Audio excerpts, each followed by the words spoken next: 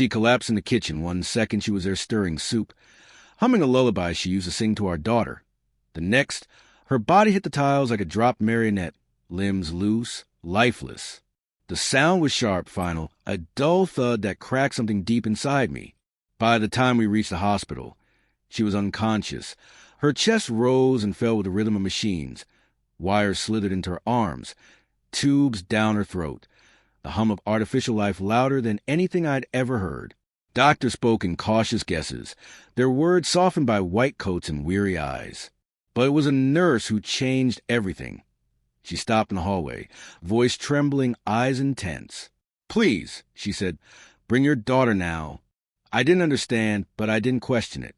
I found Emma in the waiting room, her small fingers curled into fists. I held her hand.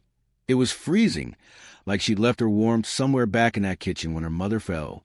Together, we walked into the ICU, and what we found inside didn't just steal my breath. It erased it. There she was, my wife, pale, still, a fragile body suspended in technology. But it wasn't just her. There was a man beside her, holding her hand, whispering her name like a broken hymn. He looked up when we entered, and my stomach twisted. I knew him, her co-worker, the one she just grabbed lunch with now and then, the one I'd once shared a drink with at her office party, shook hands with, the man who now held her hand like she was just to grieve. When his eyes met Emma's, he stood. "You're her daughter," he whispered. "No," I said. "She's mine." They say betrayal is a slow unraveling, a quiet rot that eats at you day by day.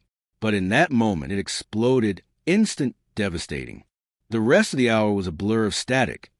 Nurses asking questions I couldn't hear, Emma pulling at my sleeve, asking if her mom would be okay. I kept my voice steady, my expression calm. But inside, something vast and cold opened up. We'd been married for 15 years. 15 years of shared calendars, morning coffees, bedtime routines. I was the dreamer, the builder, the provider. She was a balance, organized, nurturing, full of light, or so I thought.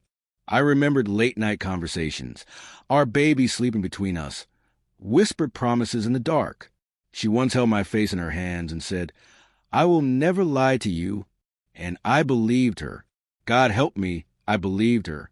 The signs had been there. Averted eyes, overdue work dinners, laughter that died when I entered the room. And then last month, Emma found a note tucked into her lunchbox, a love note, sweet private, but not meant for her. She thought it was a joke. I knew better. I didn't confront my wife then, not yet.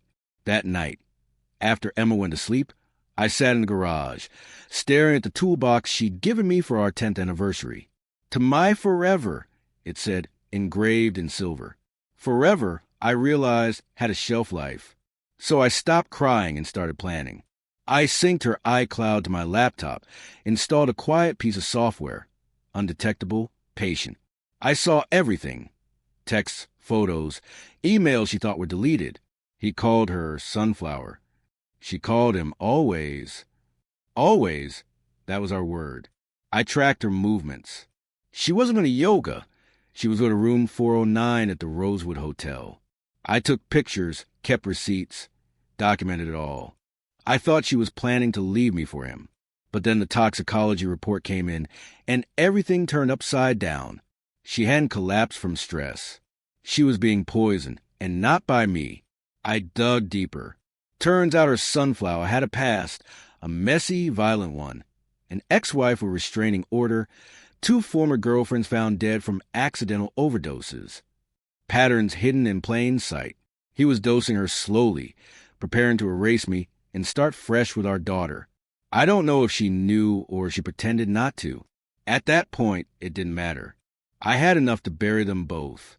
I waited quietly, let the hospital run its tests, let the doctors talk. Meanwhile, I met with a lawyer, updated my will, transferred every asset to a trust under Emma's name, froze our accounts. By the time she woke up 3 days later, I had already filed for full custody. The restraining order against him was pending. Divorce papers were ready to sign. But I needed one final moment, a conclusion, something public, precise, undeniable. So I invited them both to dinner, told her I needed closure. We met at her favorite Italian restaurant, the same one where we used to celebrate anniversaries. Candlelight, white linens, familiar music. She looked tired. He looked smug. I passed a folder across the table. Before we order, I said, "Even you should see this." Inside, photos of them at the hotel, screenshots of their messages, GPS logs, toxicology reports, and finally, my petition for full custody. He froze. She turned ghost white. "You tried to replace me," I said quietly, looking at her. Then I turned to him. "And you tried to erase her. I know what you did." I added, "The hospital knows. And by morning, the police will too." He stammered, denied, fumbled. She turned on him in an instant. Rage, shock, betrayal within betrayal. By the time the check came, he was gone. She was crying into a napkin. The divorce moved quickly. I kept the house, the savings, full custody of Emma. She was left with supervised weekends and a lawyer's bill. He vanished, like cowards do when the light hits them.